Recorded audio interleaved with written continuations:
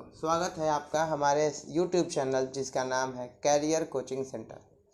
दोस्तों, आज हम कवर करेंगे BSEB अर्थात बिहार स्टेट बोर्ड के वर्ग 10 का पोएट्री सेक्शन का एक पोयम जिसका नाम है ओड ऑन सॉलिट्यूड।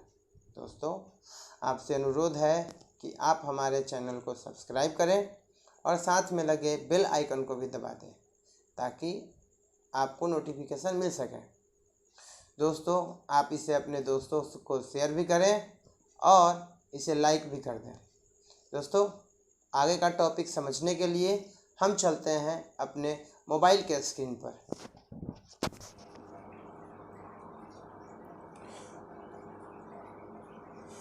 तो दोस्तों, हम आ गए हैं अपने मोबाइल के स्क्रीन पर और जानकारी इकट्ठा करते हैं ओड ऑन सॉलिट्यूड के बारे में। ओड ऑन सॉलिट्यूड के लेखक है अलेक्जेंडर पोप। अलेक्जेंडर पोप का जन्म 1688 में हुआ और इनकी मृत्यु 1744 में हुई। आगे बढ़ते हैं। Alexander Pope was one of the greatest statists of the early 18th century. अर्थात अलेक्जेंडर पोप जो थे वो 18वीं शताब्दी के एक महान व्यंग रचनाकार थे। He was also a critic. वह एक आलोचक भी थे। But he is remembered chiefly as a statist. लेकिन उन्हें मुख्य रूप से व्यंग रचनाकार के रूप में ही याद किया जाता है। The vein of his poetry is best express in the Rape of the Lock, the Dunciad and the Epistles. कह रहा है इनकी काव्य शैली में, इनकी कविता की जो शैली है, इनकी शैलियों में प्रमुख है the Rape of the lock, जिसे आप अपने स्क्रीन पर देख सकते हैं। द डंसियार्ड, यह भी आपके स्क्रीन पर दिखाई दे रहा होगा, the Dunciad and the Epistles. उसके अलावे two of his other famous poem works are essay on criticism and essay on man. इसके अतिरिक्त इन्होंने एसे ऑन क्रिटिज्म को लिखा और उसके बाद एसे ऑन मैन लिखा। एसे ऑन क्रिटिज्म को आप अपने स्क्रीन पर देख सकते हैं, एसे ऑन मैन को भी आप अपने स्क्रीन पर देख सकते हैं। आगे की तरफ बढ़ते हैं।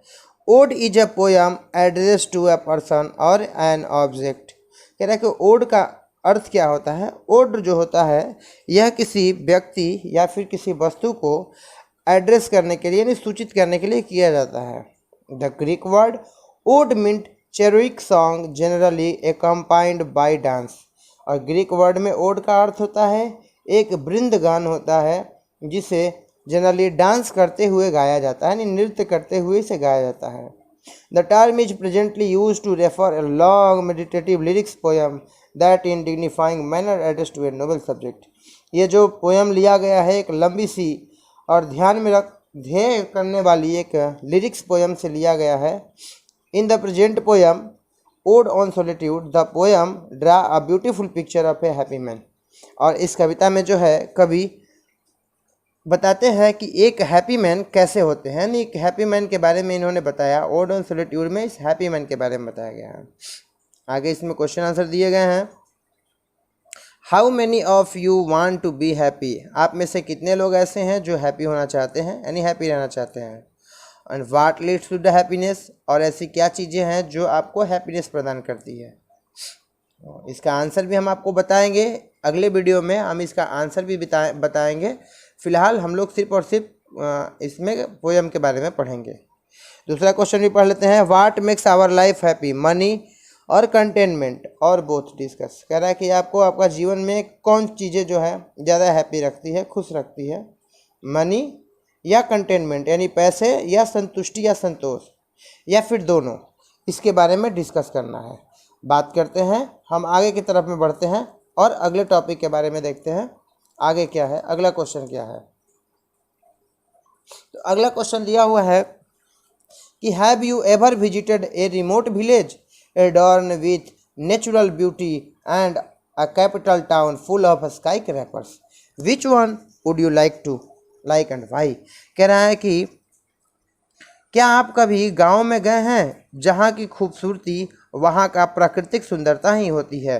क्या आप ऐसे जगह पर गए हैं जहां पर इसकी वास्तविक खूबसूरती ही, नेचुरल ब्यूटी ही वास्तविक खूबसूरती होती है, या फिर आप ऐसे कैपिटल टाउन जहाँ की राजधानी वाले शहरों में गए हैं जहाँ पर बड़े बड़े गगनचुंबी इमारतें होती हैं। और कह रहा है कि विच वन वुड यू लाइक, तो आप इन दोनों में से किसे पसंद करते हैं, गांव को पसंद करते हैं या शहर को पसंद करते हैं और क्यों। तो चलिए हम आगे बढ़ते हैं अपने टॉपिक की तरफ और इस पोयम को ख़त्म करते हैं। Happy the man whose wish and care a few paternal accord bound, content to breathe his native air in his own ground। कह रहा है कि हैप्पी द मैन, वही आदमी खुश है जिसकी इच्छाएं बहुत ही थोड़े से पैतृक एकड़ जमीन में ही, यानी उनके पूर्वजों के द्वारा दी गई थोड़ी बहुत ज़मीन में ही वो संतुष्ट हैं, खुश हैं। उनको कोई बहुत अधिक ज़मीन की ज़रूरत नहीं है, थोड़े बहुत ज़मीन में ही अगर वो आदमी खुश है। Content to breathe his native air in his own ground, और उसको संतुष्टि है इस बात से कि वह अपने ग्रामीण इलाकों में, वह अपने घर में, वह अपने गांव में, अपने छोटे से घर में, पैतृक गांव में ही रह करके वो खुश है। वहां पर अपना एयर ले रहा है, नेटिव एयर ले रहा है, अपने पैतृक गांव में ही उसे सांसें लेने को मिल रही है। इन हिज ऑन ग्राउंड, अपने ही ज़मीन पर, अर्थात यहाँ पर कवि जो है अपने ही ग्राउंड पर रहने की बात कर रहा है। वैसे लोग खुश हैं। Whose herd with milk whose field with bread, कह रहा है जिसके जानवर जो हैं उसे दूध देते हैं और जिसके फील्ड में यानी जिसके खेतों में ब्रेड यानी रोटी अर्थात अनाज उपजता है। Whose flocks supply him with attire, और भेड़ों का झुंड जो है उसे पहनने के लिए कपड़े देते हैं। और whose trees in summer yield him shade, कह रहा है कि उसी के द्वारा लगाया गया वृक्ष अर्थात उसके अपने खेतों में लगाए गए वृक्ष जो है उसे गर्मी में शेड देते हैं, छाया प्रदान करते हैं। इन विंटर फायर, और ठंडे के समय में उन्हें गर्मी देते हैं, यानी उसी पेड़ की सूखी लकड़ियों को जला करके गर्मी प्राप्त करने के लिए। Blessed who can unconcernedly find hours day and years slide soft away in healthy of body peace of mind quiet by day, कह रहा है कि भाग्यशाली है वो लोग जो चिंता मुक्त होते हैं। और ऐसे लोग अर्थात ऊपर की जितने भी 10 लाइनें हमने पढ़ा, इन 10 लाइनों में जो भी व्यक्ति इन सारी चीज़ों को फॉलो करता है, इन सारी चीज़ों में ही संतुष्टि प्राप्त करता है, थोड़े ही क्षेत्रों में, थोड़े ही चीज़ों में रह करके अपने आप को खुश नसीब समझता है, वही लोग भाग्यशाली होते हैं और चिंता मुक्त होते हैं। और ऐसे लोग जो चिंता मुक्त होते हैं उनके दिन, घंटे, दिन और साल धीरे धीरे आराम से गुजर जाते हैं। In healthy of body peace of mind, उनका स्वस्थ बॉडी होता है और शांति होती है उनके दिमाग में।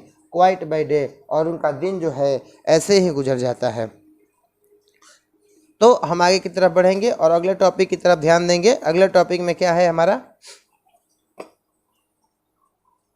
अगला टॉपिक है, अगला लाइन है sound sleep by night a study and ease together mix with sweet recreation and innocence which most does please with meditation. कह रहा है कि ऐसे लोग जिनका शरीर, हम लोग पीछे अभी हमने पढ़ा कि वैसे व्यक्ति जिनका शरीर हेल्दी है, जिनके माइंड में पीस भरा हुआ है, शांति भरी हुई है, उनको रात में अच्छी नींद आती है और वो अच्छे से पढ़ाई भी कर पाते हैं। और कह रहा है कि अच्छी सी नींद और अच्छी सी पढ़ाई और ये जो आराम है, ये एक साथ मिल करके एक स्वीट रिक्रिएशन, एक बहुत ही सुखद मनोरंजन क्रिएट करता है। And innocence which most does please with meditation, और साथ ही साथ जो है ये जो योगा है, मेडिटेशन है, ये भी होता है। अगर आपका बॉडी जो है, अगर आप अच्छी नींद लेते हैं तो आप जाहिर सी बात है कि आपको आपको आराम, और आपका बॉडी और आपका जो शरीर है वो स्वस्थ रहेगा, हेल्दी रहेगा। कहता है आगे, दस let me live unseen unknown, तो आगे कभी बताना चाहते हैं कि तब मुझे ऐसे जीवित रहने दो जैसे अनसीन, जिसे ने मतलब मुझे किसी ने नहीं देखा है। कह रहा है अननोन, और मैं किसी को नज़र ना आऊँ। कहने का मतलब है ना मैं किसी को नज़र आऊँ, ना मुझे कोई जाने। कहता है कि 10 अनलिमिटेड लेट मी डाई, और बिना शोक किए हुए मैं मर जाऊँ। कहने का मतलब हुआ कि ऐसे लोग जो है सांसारिक जीवन में जो जीते हैं, उनके यहाँ क्या होता है, कोई भी जब मरता है तो लोग शोक करता है, लेकिन कवि का ऐसा कहना है कि मैं किसी को नज़र ना आऊँ, ऐसे ज़िंदगी जीऊँ और कोई मुझे ना जाने। तो फिर उसका फ़ायदा क्या होगा कि जब मैं मरूँ तो कोई भी मेरे मरने के बाद शोक नहीं करे। स्टील फ्रॉम द वर्ल्ड, इस संसार से जब मैं स्टील हो जाऊँ मतलब चुरा जाऊँ, मतलब इस संसार से जब मैं गायब हो जाऊँ, गायब होने का मतलब, स्टील होने का मतलब हुआ यहाँ पर मर जाना। जब कवि कहते हैं कि स्टील फ्रॉम द वर्ल्ड, जब मैं इस दुनिया से चला जाऊँ, and not a stone tell where I lie, तो एक पत्थर को भी यह बात नहीं पता हो कि मैं कहाँ दफन हूँ। कवि ये कहना चाहते हैं कि मैं ऐसे जगह पे मरूँ जहाँ पर एक पत्थर तक को यह बात नहीं पता हो कि मैं कहाँ पर दफन किया गया हूँ। तो दोस्तों, हमने अभी अभी ओड ऑन सॉलिट्यूड चैप्टर को कंप्लीट किया। अगर आपको इससे संबंधित कोई भी डाउट है, कोई भी सवाल है, तो आप नीचे कमेंट बॉक्स में कमेंट कर सकते हैं, मैं सभी कमेंट का जवाब दूंगा। तो अगर आपको ये वीडियो अच्छा लगा हो तो आप इसे अपने दोस्तों को शेयर करें। ऐसे बच्चे जो वर्ग 10 का इस साल एग्ज़ाम देने वाले हैं, उन्हें भी ये शेयर करें और उन्हें हमारे इस चैनल को लाइक करने के लिए बोलें, सब्सक्राइब करने के लिए करें, और हाँ, याद करके बगल का बेल आइकन भी दबा दें ताकि आपको नोटिफिकेशन मिल सके। धन्यवाद।